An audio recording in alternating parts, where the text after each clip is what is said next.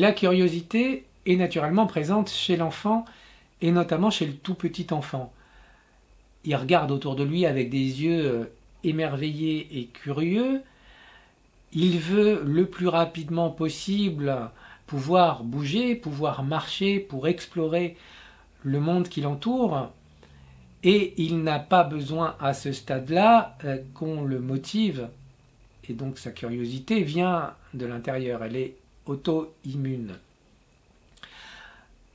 L'enfant va ensuite associer, va depuis tout petit associer la curiosité au jeu et aux apprentissages. Et ces trois choses vont le suivre et vont être associées, c'est-à-dire que il va expérimenter des jeux, ces jeux vont lui permettre d'apprendre des choses et c'est cette curiosité d'apprendre qui va lui donner l'envie de refaire ces jeux. Donc l'association jeu, apprentissage et curiosité est essentielle chez l'enfant. Ce qui lui donne, ce qui est important, c'est que dans un premier stade, le parent n'empêche pas cette curiosité. Et il y a plusieurs manières d'empêcher la curiosité naturelle de l'enfant de se développer. La première, c'est de l'empêcher de faire ses expériences. L'enfant qui cherche son équilibre risque de tomber et voilà, il faut le laisser tomber pour qu'il puisse justement savoir quel est son point d'équilibre.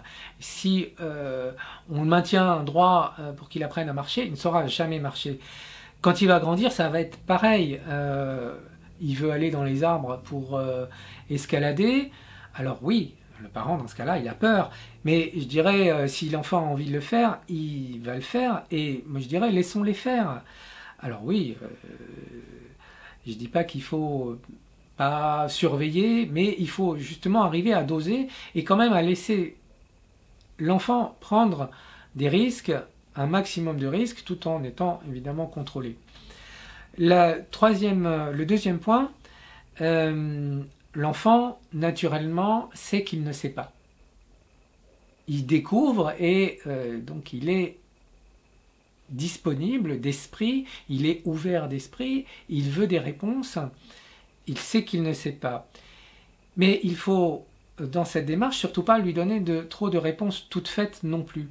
Il faut que le parent ait aussi l'humilité de se dire que lui non plus ne sait pas tout et dans cette démarche-là, qu'il ne donne pas trop de réponses définitives et toutes faites à l'enfant.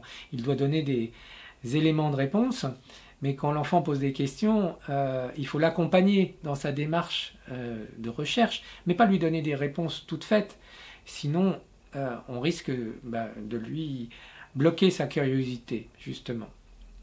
Et j'allais dire, le troisième point qui malheureusement a tendance souvent à bloquer la curiosité de l'enfant, et je disais au début qu'il y a trois choses qui sont associées, qui sont indissociables pour l'enfant, qui sont le jeu, les apprentissages et la curiosité. Or, il advient que malheureusement, à l'entrée à l'école, on va dissocier de manière un peu brutale le jeu et les apprentissages. Et que l'enfant, il ne comprend pas. Jusqu'à ses 6 ans, jusqu'à l'entrée à l'école, le jeu, les apprentissages et la curiosité étaient intimement liés. On va lui dire tout d'un coup qu'il faut qu'il arrête de jouer.